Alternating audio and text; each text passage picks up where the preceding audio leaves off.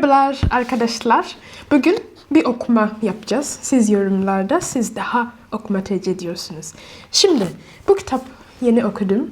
Okuma teknik hakkında konuşuyordu. Ve neler fark ettim.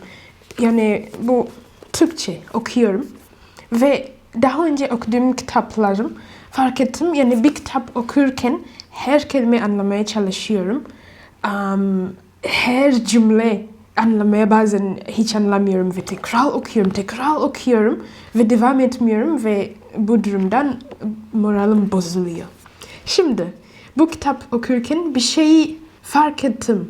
Yani İngilizce'de normalde okurken belki siz de aynı bir problem yaşıyorsunuz. Bu yüzden bu video çekmek istedim.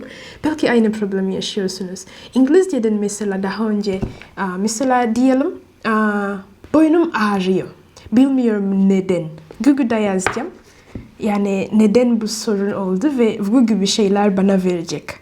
O verdiği şeyleri İngilizce okuyacağım tabii çünkü o benim için daha kolay ama size söyledim daha önce.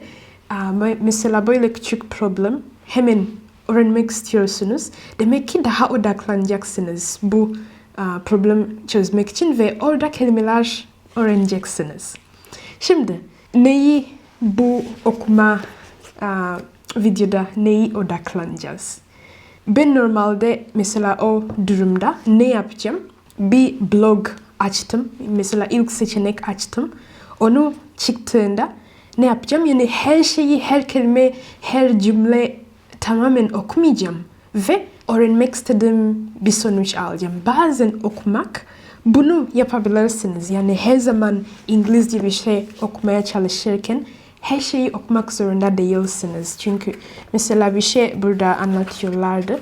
Mesela ilk cümle ve son cümle okuyarak paragrafın amacı ya da main point, ana fikir gibi öğreneceksiniz.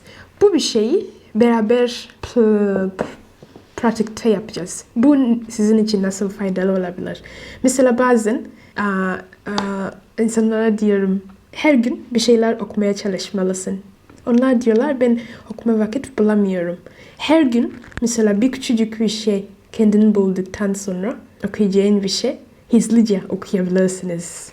Bu şekilde her gün bir şey okumaya çalışıyorsun. Hemen başlıyoruz. Evet, how to read faster. 10 ways to increase your speed, your reading speed. Burada ne yapacağız? İlk olarak hızlı okumak istediğimizde neler yapmamız lazım? Başlıklara çok dikkat etmemiz lazım. Yani çok anlamamız lazım. İyice anlamamız lazım. Mesela burada how to read faster. Yani nasıl daha hızlı okuyabiliriz? 10 ways to increase your reading speed. Senin okuma hızı yükseltme 10 yolu bize verecekler. Bunu anladık. Demek ki burada beynimiz odaklanacak. 10 bir şeyleri bulmaya çalışıyoruz. Yani burada hem odaklanmak için bu başlık iyice anlamamız lazım. Devam ediyoruz şimdi. Ve burada giriş okumak önemli. İlk olarak başlık anladıktan sonra giriş okumamız lazım. Do you have a lot of paperwork to get through with a deadline that continues to stalk you around every corner? Do you have a lot of reading to do? Do you simply just want to read at faster rate, whether it be for your own personal reasons or for work? So how do you read faster? Here are 10 proven ways to help increase your reading speed. Burada bakalım hangi yeni kelimeler olabilir? Do you have a lot of paperwork? Paperwork, belki Türkçe'de aynı paperwork. Mesela sözleşme ya da herhangi bir böyle bir dokümanlar okumak gerekiyorsa belki işte okulda öğrenciysen fark etmez. Paperwork normalde sözleşme gibi falan bir şeyler. So to get through ne demek? A lot of paperwork to get through. To get through demek ki onlar üzerinde hepsi okuman gerekecek. Yani bir sözleşmeler olsa ya da e-mailleri zaten bize örnekler verecekler. Onlar to get through demek ki hepsi okudun, bitirdin. O yüzden burada to get through kullandılar. With a deadline. Deadline son yani teslim tarihi bitirmen gereken bir tarih mesela okuyup cevaplamak o da bir tarih olabilir. Deadline olabilir. That continues to stalk. Stalk normalde mesela bir kişi başka kişi beğeniyor ve gizlice stalkluyor. Yani o stalk. Yani burada sizin yapman gereken işleri seni böyle gizlice takip ediyor her yerde. Burada o yüzden around every corner, yani her yerdesini böyle takip ediyor. Bunu yapmam lazım, bunu yapmam lazım. Stres giriyorsun. Do you have a lot of reading to do? Yani çok okuman gereken bir şeyler var mı? Burada dikkat etseniz ilk cümle okuduk. İkinci cümle okuduk ama ikinci cümle birinci cümle zaten o bilgi aldık. Demek ki ikinci cümle okumana gerek yoktu. Do you simply just want to read a lot? To read at a faster rate. Rate hızlı, yani daha hızlı okumak istiyorsun. Whether it be olup olmadığını ya kişisel sebepler için ya da iş için olabilir mi? So how to read faster? Yani o zaman nasıl daha hızlı okuyabiliriz? Here are 10 proven ways to help increase your reading speed. Şimdi burada neye dikkat edeceğiz? Hızlı okurken, mesela daha önce bahsettiğim gibi sadece bir blog okuyorsun, bir hızlı sonuç almak için. Bunu eminim Türkçe ya da sizin ana dili bir şeyler okurken her kelime okumuyorsun. Sadece hızlıca yapıyorsun. Ama başka dil okurken bunu bazen unutuyoruz. Çünkü ben de fark ettim. Bunu unutuyorum. Bir şey okurken mesela bazen bazı kitaplar okuyorum ve bir şey anlatıyor, tekrar anlatıyor ama bir cümle atlamak, bir kelime atlamak kendimi kötü hissediyorum. Düşünüyorum, hayır belki önemli bir şey kaçacağım ya da o doğru düzgün okuma teknik olmayacak. Yani kötü bir alışkanlık kendime yapacağım. Öyle değil. Zaten İngilizce'de aynı bir şey yapıyoruz. Kendi ana dilim okusam, bir şeyler okusam bile yine hızlıca bazı şeyleri atlayacağım. Sadece ana fikir almak için. Bunu yabancı dilde size yapmanı tavsiye ederim. Kötü bir şey olmayacak. Devam ediyoruz. Şimdi önce neyi dikkat edeceğiz? Başlık. İyice anlayacağız bizim başlık. Bunu yani title ya da headings. So bu title oluyor. Bu arada title ve heading. Heading hangisi? Bu mesela stopta inner monolog, yani içimizdeki ses böyle konuşan, onu kesmemiz lazım. Tamam, bunu anladık. O zaman burada ne yapacağız? Bütün paragraf okumayacağız. Ne yapacağız? Sadece ilk cümle, en fazla 2 cümle her paragraftan ya da her açıklama şeylerden odaklanacağız. Şimdi, once in a monologue, also known as sub-vocalization, is an extremely common trait among readers.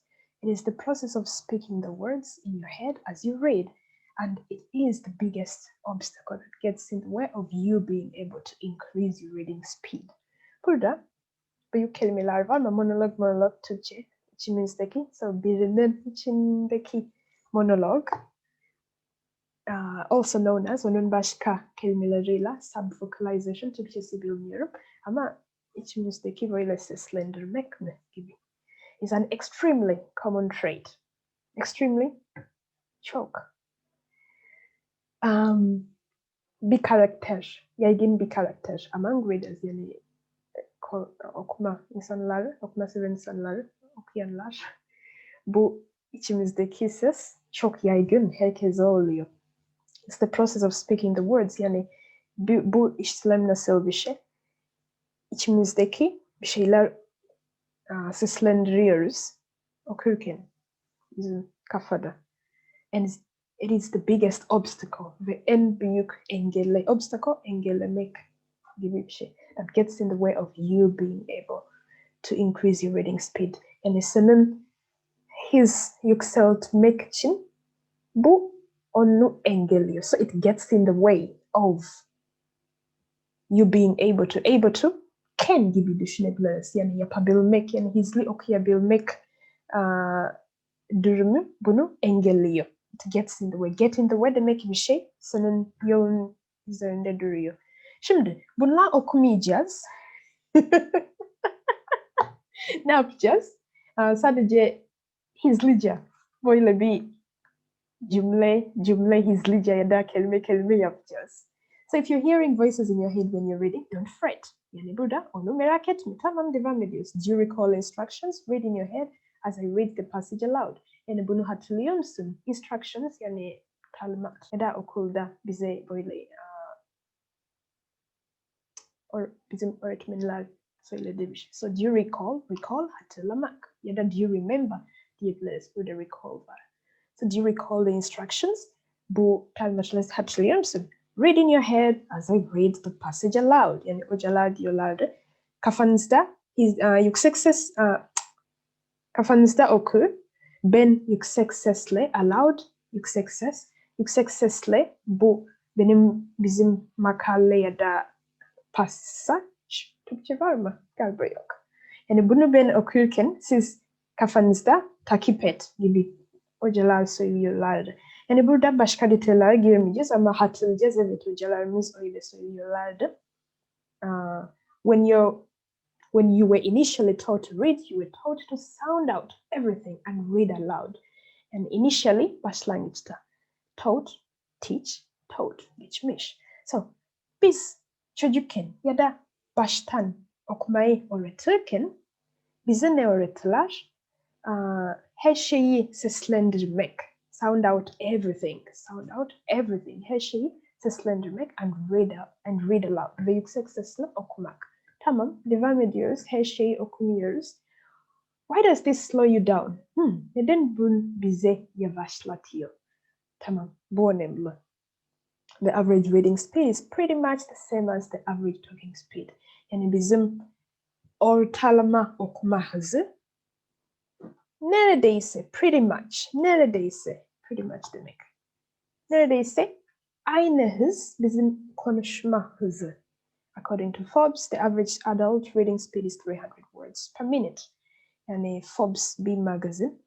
Yani onlara göre, onlara göre demek. So onlara göre bir yetişkinin ortalama okuma hızı 300 kelime her dakikada.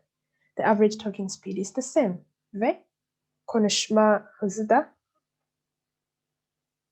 aynı.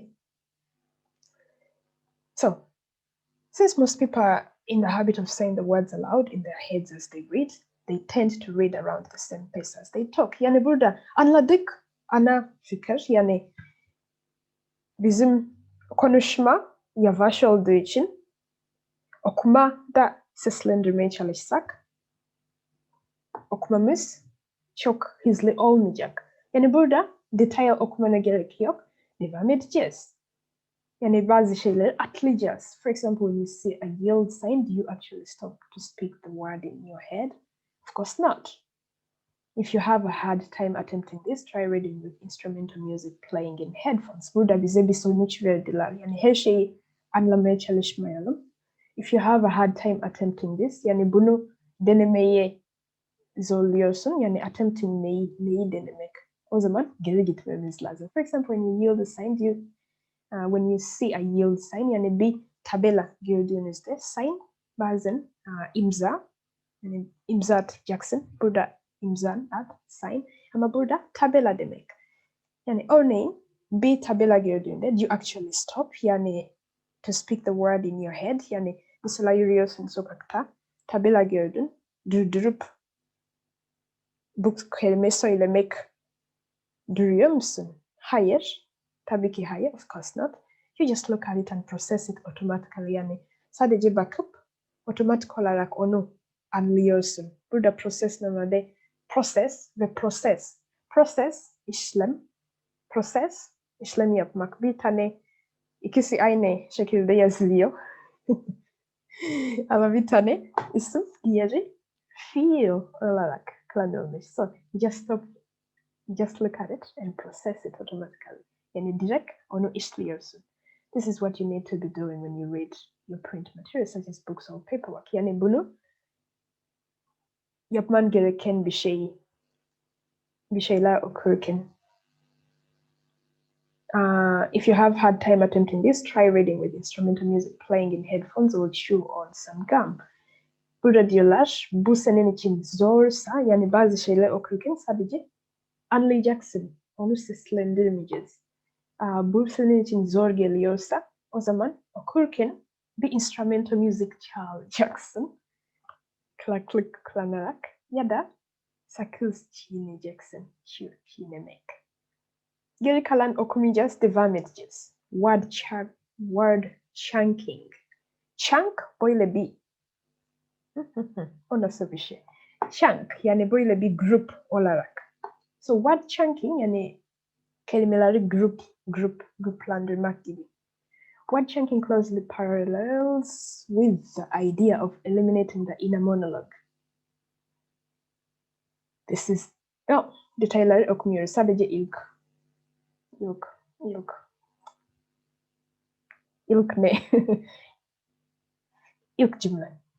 So word chunking closely parallels with the idea of eliminating the inner monologue. Paralel yani paralel böyle eşittir. Yani bu word chunking neyi eşittir? Bu kelimeleri içimizdeki monolog sonlandırmak, kesmek. Onunla aynı bir şeyi. Tamam, devam edelim. A person can take in several words at a time. Yani bir kişi bir sürü kelimeleri aynı zamanda, yani evet aynı zamanda can take in. Burada can take in ne demek? Anlayabilir. So a person can take in several words at a time, even though we are trained as mentioned with the inner monologue to read each word at a time. Bak burada yine kendimi yani durduramıyorum, düşünüyorum. Hayır, hepsi okumam lazım. Hayır, burada bir nokta vardı. Burada durmam gerekiyordu. Bu ne demek bu arada? Bu boşluk gibi bir şey. Ya da dash. İngilizcesi onun ismi dash. Bu nokta olması gerekiyor. Sadece ek bilgi eklediler. Demek ki biz burada sadece ilk cümleyi okumak istesek sadece burada okuyacağız. A person can take in several words at a time even though we are trained. Yani yukarıdaki bahsettiler gibi birkaç kelimeleri aynı yanda işleyebiliriz. Sadece biz düşünüyoruz. Hayır, kelime anlamamız lazım. Bu neden önemli? Çünkü yani bunu pratik hale getirirsek neyi bize yardımcı olacak? Başka insanlarla konuşurken yine anlayacağız yani bütün kelimeleri ana fikir çıkartmak için gerek yok. Sadece bazı şeyleri bilgi alarak yani burada sadece okuma hız yapmak için değil, başka nerede faydalı olabilir? Mesela bazı insanlar diyor, ben biri konuştuğunda her şeyi anlamak istiyorum. Her şey anlamak zorunda değilsiniz. Anlamazsanız devam edebilirsiniz. Yani mesela iş görüşmeler orada çok kritik bir şey. Yani orada anlamıyorum gibi gözükmek istemiyorsan ana kelimeleri odakla ya da sadece bazı kelimeleri anlayarak cevaplamaya çalışabilirsiniz. Devam ediyoruz. For now, focus on trying to read through words with one glance. Evet, şimdi ne odaklanacağız? 3 kelime bir bakışta okumaya odaklanacaksın. Yani burada bu word chunking ne bize öğretti? Yani 3 kelime böyle baktığında hemen okuyacaksın. Başka kelimeleri okumana gerek yok. Orada ana fikir aldık. Devam ediyoruz. Onlar var. Hızlıca. Sadece burada. Now take the concept one step further. Burada daha yani devam ettiriyor. Yani ileri gidiyorlar bu fikir, concept. Take a pencil and lightly draw two vertical parallel lines down your page, separating the text into 3 sections. Evet, burada detayları giriyorlar. Burada onlarla girelim. Take a pencil, bir kalem alacaksın. And lightly, yani hafifçe draw two vertical, yani böyle iki çizeceksin. Parallel lines down your page, separating the text into 3 sections. Yani bu 3 şeyleri, mesela bunu deneyelim çünkü ellerimle açıklayamadım. Yani böyle bir tane demek ki 3 tane var. Vertical parallel lines down your page, separating text into 3 sections. Start at the top left page as usual and cover everything below that line with your hand on a piece of paper. Yani bu kısmı kapatacağız ve sadece bu tarafa kalacağız. Focus on reading the text in each section as one thing. Yani focus on reading. Yani nereye odaklanacağız? Sadece bir kısımdaki materyalleri. Continue with this method until you feel comfortable enough to challenge yourself. Yani aşağıda okuyoruz. Continue with this method until you feel comfortable enough to challenge yourself a bit more. Evet. Bu metodla devam edeceğiz. Ne zamana kadar? Kendin rahat hissedene kadar, yani bunu anlamak için. Yani kısaca ben bu kitap okuduğum için bazen bilgi ekliyorum ve belki burada yok. Bilmiyorum ama yani burada hem mantığı anlayalım hem de pratik hale denemeye çalışalım. Yani ilk bazı aktiviteleri okuduğumda dedim bu imkansız. Ama daha okuyarak olabilir diye inandım. Ve fark ettim İngilizce'de zaten aynı bir şey yapıyorum. Sadece Türkçe'de o daha gelişemedim. O yüzden bazen kitaplar okurken düşünüyorum. Of ben çok yavaş okuyorum. Ve diğer kitapta başlamak isterim ve başlayamıyorum çünkü bunu daha bitiremedim yani. Do not reread the words on the page. Onlar diyor kelimeleri tekrar okuma. Evet benim büyük problemim de buradaydı. Before we move on to the peripheral vision part, that's the real kicker. So burada peripheral vision. Peripheral ne demek? Yani mesela ben buraya bakıyorum ama benim etrafımda neler olduğunu takip edebilirim. Yani bakabilirim. Mesela bu tarafa pencere var, araba yeni geçti gibi bir şeyler. Yani bu Türkçesi peripheral vision, bilmiyorum Türkçesi nedir. If you want the average person's eyes as they read, if you watch the average person's eyes as they read, you will notice they jump and flit about. Tamam. Bir normal kişinin gözleri dikkat etsin. Gözleri atlıyor buraya falan. You notice that they jump and flit about yani. Böyle gibi bir şeyler yapıyor. Bilmiyorum anlayabildiniz mi? Anlatamadım belki. Devam ediyoruz. You most likely do this without even realizing that you're doing it. Yani farkında olmadan aynı bir şey yapıyorsun. Yani dikkat etseniz hepsi okumuyoruz ve anlıyoruz ne oluyor. Keep your finger running back and forth across the page without stopping or going back. Yani burada keep your finger running. Keep ne demek? Keep normalde tutmak. Burada sürekli devam ettir anlamı kullandılar. Keep your finger running back and forth across the page without stopping or going back. Yani durmadan ya da geri gitmeden. Devam et. Daha önce tam bilmiyorum nerede. Bir yerde diyorlardı okurken böyle parmakla takip etme. Ve bir kitap daha önce bahsettim. Orada diyorlardı okurken takip et. Böyle parmaklarınla. Ve kafam karıştı. Şimdi bu kitap yine okurken bir yerde diyorlardı takip et. Bir yerde takip etme. Siz nasıl yapıyorsunuz arkadaşlar? Yani ben bazen odaklanamıyorum ve böyle devam ettirdiğimde odaklanabilirim. Bazen öyle yapmadan devam edebilirim. Yani karışık. Siz nasıl yapıyorsunuz arkadaşlar? Burada diyorlar keep your finger running back and forth. Running back and forth demek ki böyle gidiyoruz. Gibi. Without stopping yani durmadan. Evet, burada use peripheral vision. Congratulations, you've made it to the key step that really ties everything together. Yani tebrikler, congratulations. You've made it to that. You've made it ne demek? Başardın. You've made it, başardın. You've made it. Yani biri bir şeyi başarsa diyeceksin, you've made it gibi. Bazen bir arkadaş davet etsin. Gel evde yani mesela ya da bir kafede bir yere davet ettim. Ve o kişi geldi. Yani diyeceğiz, you've made it. Yani geldin.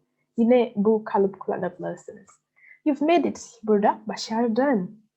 You've made it to the key step that really ties everything together. Çok heyecanlıyım. Bu 2021 ilk videom. Çok heyecanlıyım. Umarım size faydalı oluyor. Yoksa çok heyecanlıyım. You've made it to the key step that really ties everything together. While this may not be the finest step, it's certainly a critical one. Yani bu çok önemli. Başka bir şey neyi öğrendik? Yani burada biri dediğinde bu çok önemli. Orada dikkat yani yavaşlayacağız. Yani okurken mesela dedik hızlı okuyacağız. Tamam. Ama bir yerde mesela bu çok önemli gibi bir şeyler. Oradan biraz yavaşlamaya çalışacağız. Özellikle sınav hazırlıyorsanız ya da sınav girdiğinizde bu teknikler yine kullanabilirsiniz ama dikkat etmeniz gerekecek. Çünkü orada kaybedecek bir şey var. Yani yanlış anlasan bir şeyler atlasan orada yanlış cevap seçsen orada yanlış olacak yani. biraz yavaşlatman gerekecek. Bunun daha detaylı böyle bir şeyler çekmeyi planlıyorum ama umarım çekebilirim. Devam ediyoruz. Use the techniques from everything above to view and comprehend several words at one time. Yani yukarıdaki teknikleri kullanarak bir şeyler anlamak ve birkaç kelimeleri, several words at one time, yani birkaç kelimeleri aynı anda anlamak için. Başka bir şey, use a timer. Tamam. Speaking of record time, now is your last chance to test yourself and work on how to increase your reading speed each time you read. Evet, yani burada timer biliyoruz, böyle zaman tutuyoruz. Onu kullan ve diyorlar, speaking of record time, burada record time tırnak işaret kullandılar. Neden? Çünkü mesela bazen görüyoruz mesela koşmak için. Yani biri bunu yapabildi kaç dakika içinde? Mesela 15 dakika içinde. Yok şimdi rekor kırmış, şimdi 10 dakika içinde, şimdi 9 dakika içinde gibi bir şeyler. Yani burada o record time hakkında bahsediyorlar. So speaking of güzel bir kalıp. Yani speaking of Türkçe'de galiba. Türkçe'de galiba. Türkçe'de galiba. Speaking of yani bahsederken mi gibi olabilir. Emin değilim arkadaşlar. Siz bana söyleyebilirsiniz. So speaking of record time, now is your last chance to test yourself and work on how to increase your reading speed. Yani kendini test edeceksin. Mesela 5 dakika tutacaksın ve bakacaksın ya da 1 dakika. 1 dakika tutacaksın. Kaç kelime okuyabilirsin? Yine tutacaksın belki pratik yaptıktan sonra diğer yukarıdaki şeyler yaptıktan sonra ve bakacaksın ne kadar ilerliyorsunuz. Yani gördüğünüz gibi bütün paragraf okumayı set a goal. Holding yourself accountable will better ensure you stick with your reading and your timer tests. Holding yourself accountable. Accountable ne demek? Account normalde hesap. Mesela account number. Hesap diyebiliriz. Account. Account. Okay. Account. Hesap. Accountant, muhasebe. Accountable ne demek? Yani sorumlu olmak. Yani burada tamamen bir şeyler değişiyor ama yani yakın düşünsek. Bilmiyorum sizin için nasıl? So holding yourself accountable ne demek? Yani kendini sorumlu tutmak. Will better ensure you stick with your reading and your timer tests. Yani kendini sorumlu tutsanız will better ensure yani emin olmak ya da emin ettirecek. Yani senin okuma zamana stick yani kalacaksın ve set your timer tests ve kendin o zaman tutmaya testleri kendin devam edeceksin. Read more, the older age, practice makes perfect. Evet diyorlar, practice makes perfect yani daha oku is actually pretty darn accurate. Yani gerçekten o doğru bir şey. Yani practice makes perfect. Ne kadar pratik yapıyorsun o kadar mükemmel oluyorsun ama bence practice makes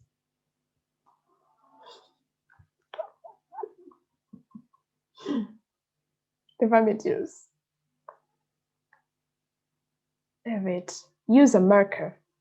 Burada, do you find your vision slipping and sliding through the pages you read? Not a problem. Yani burada diyorlar bir marker bu olabilir. Yani onu kullanabilirsin mesela. Slipping and sliding mesela yürüyorsun ve kayıyorsun, düşüyorsun. O slipping ya da sliding diyebiliriz. So, senin gözleri ya da görüş böyle kayıyor mu? O zaman bunu kullan. Yani bunlar okumadan anlıyoruz neler oluyor. Devam ediyoruz. Work on improving your vocabulary. Senin kelime hazını geliştirmeye çalış. Tamam bakalım. Think about it. You're reading. So think about it. Yani bunu düşün. You're reading along and then you run into a word you don't know. Yani okuyorsun ve bilmediğin kelimeleriyle karşılaşıyorsun. Do you skip it? Yani onu atlıyor musun? Ya da do you try to figure it out by context? Figure it out ne demek? Bir şeyi çözmek yani bir şeyi anlamak. Yani onu paragraf içinde ya da kullandığı durum içinde, o kontekst anlam veriyor. Kullandığı durum içinde çözmeye çalışıyor musun gibi. Yani burada ne diyorlar? Senin kelime hazinesi geliştirmeye çalış gibi. Evet ve 10. Skim the main points first. Evet, bunu ilk yapmamız gerekiyordu. Bu neden birincide koymadılar? Yani skim ne demek? Skim yukarıdaki yaptık gibi. Yani sadece böyle üzerinde geçiyoruz. Yani bütün detayları, her şeyi anlayarak yapmıyoruz. Skim the main points first. Finally, when you're in a real-time crunch and need to get something read by yesterday, take a deep breath and calm down. Yani ne diyorlar? Sonuçta. When you're in a real-time crunch ne demek? Demek ki çok az vakitiniz var and need to get something read by yesterday. Yani bir şey dün bitirmen gerekiyordu. Take a deep breath, bir nefes al ve sakin ol. Tahmin edelim ne diyecekler. Hızlıca böyle tık tık tık tık tık tık. Orada o kelime öğrendim. O skim kelime neydi ama şimdi hatırlamıyorum. Neyse arkadaşlar, evet bizim okumak bu kadardı. Umarım anladınız. Şimdi arkadaşlar, gördüğünüz gibi hızlı okuma ya da bu teknikler kullanarak ne fayda olabilir sizin için? İlk olarak mesela bazen öğrenciler düşünüyor. Biri konuşurken her kullandığı kelime anlamam lazım. Ve anlamadığınızda böyle oradan beynin takılıyor ve anlamaya çalışıyor. Bunu beynimiz böyle eğitirerek, antrenman yaptırarak beynimiz bütün kelime anlamadan ana fikir çıkartmaya öğrenecek. Demek ki hem dinleme bu pratik bize bu bir şey öğrensek, hem dinleme yaparken ya da mesela bir videoyu dinliyorsun ya da bir filmi dinliyorsun, her kelime anlamaya çalışmayacaksın ya da her cümle. Bazen anlamadın, skip devam edeceksin. Ya da biri konuşurken ona dinliyorsun. Anlamadığın yerlerde, yani çünkü mesela ben Türkçe öğrenmeye başladığımda bir yerde anlamadığım bir kelime söyledi. Oradan duruyordum ve diyordum bu kelime neydi? Bu kelime biliyordum. Bu kelime neydi? Bu kelime neydi? Ama böyle hızlı okuma, yani bu pratikle beynimiz antrenman koyacağız gibi. Yani her kelime anlamak zorunda değiliz beynim. Rahatla. Şimdi sadece ana fikir odaklıyoruz ve devam ediyoruz. Skip, yani bütün şeyleri yapmayacağız. Bir de onun dışında hızlı okumaya devam edeceksin ve anlamadığınız yerlerde üzülmeyeceksiniz, devam edeceksiniz. Sınav yapacaksanız bu da faydalı olacak. Doğru şekilde anlayabilirsiniz. Daha detaylı bilgi bir video çekmeyi planlıyorum. Umarım çekebilirim. Arkadaşlar, dinlediğiniz için, zamanınız için çok teşekkür ediyorum size. Haftaya hangi video çekeceğiz? Haftaya nasıl bir güzel çalışma plan yapabilirsiniz? Çünkü çoğu, mesela bir kişi bir yorum bırakmış. Bakayım o yorumu. Bırakmış ve cevaplamadım. Düşündüm o bir videoyla cevaplayayım. Evet, o demiş. Onun ismi nedir? Önce Muammer Karakütük. Teşekkür ederim yorumunuz için. Demiş, öğrenci sizin yarınızı kadar konuşup iletişim kurabilmek için 40 fırın ekmek yememiz gerekiyor. Bu bilmiyordum. 40 fırın ekmek ve Turing'den baktım. Bu da öğrendim. Muammer Karakütük, sayenizde teşekkür ederim. Bir yeni bir şey öğrendim. 40 fırın ekmek yememiz gerekiyor. Online speaking dersler şu 40 fırın ekmek yememiz gerekiyor. Online speaking dersleri şu işsizlik zamanlarında çok pahalı. İngilizcenizi dinleyerek seviye atlamaya çalışıyoruz. Emekleriniz için teşekkür ediyorum. Sevgiler. Thank you. Ne yapacağız? Size kendinize bir program nasıl çizebilirsiniz? Nasıl tek başına, yani böyle bir program yapabilirsiniz ve her gün tek başına çalışabilirsiniz. Çünkü gerçekten geçen yıl her gün bir video paylaşmaya çalışıyordum ve paylaşabilirdim. Ama artık biraz zor. Çünkü hem kendime geliştirmem lazım mesela, yani bunlarda zaman ayırmam lazım size daha faydalı bir şey sunmak için ve o yüzden her gün video çekemem, paylaşamam. Ama size göstereceğim nasıl kendi program çizebilirsiniz ve o program hangi kaynaklar kullanabilirsiniz. Çünkü mesela bazen insanlar diyor ne kadar çalışmam lazım. Aslında Muammer Karakütük Bir başka arkadaşımıza cevap yazmış. Teşekkür ederim bunun için de. Arda Köse. O diyordu, bu kitabım var, ne kadar çalışmam lazım? Günde kaç saat? Yani bu soru çoğu zaman insanlar soruyor ve cevaplayamam. Şimdi bunu cevaplamaya çalışacağım ve nasıl çalışabilirsiniz? Neler, hangi kaynaklar, nereden ücretsiz bir şeyler bulabilirsiniz ve nasıl kullanabilirsiniz faydalı olmak için size sunacağım. Bir de tekrar hatırlamam gerekiyor. Konuşma kulübümüz var. Şimdi bir ara verdik ama galiba 2. ayda başlayacağız. O Şubat mı oluyor? Galiba Şubat'a başlayacağız konuşma kulübümüze. Size görüşürüz. Görüşürüz arkadaşlar. Abone olmayı unutma. Çünkü bu yıl çok faydalı bir şeyleri sizinle paylaşmaya çok heyecanlıyım. Bunu kaçırmamalısınız. Yani bu yıl İngilizce çözüyoruz. İngilizce alışkanlıkları geliştiriyoruz. Yani öyle videolar çekmeyi planlıyorum. Çok heyecanlıyım. Görüşürüz arkadaşlar. Umarım iyisinizdir ve İngilizcen gelişiyor. Bye bye.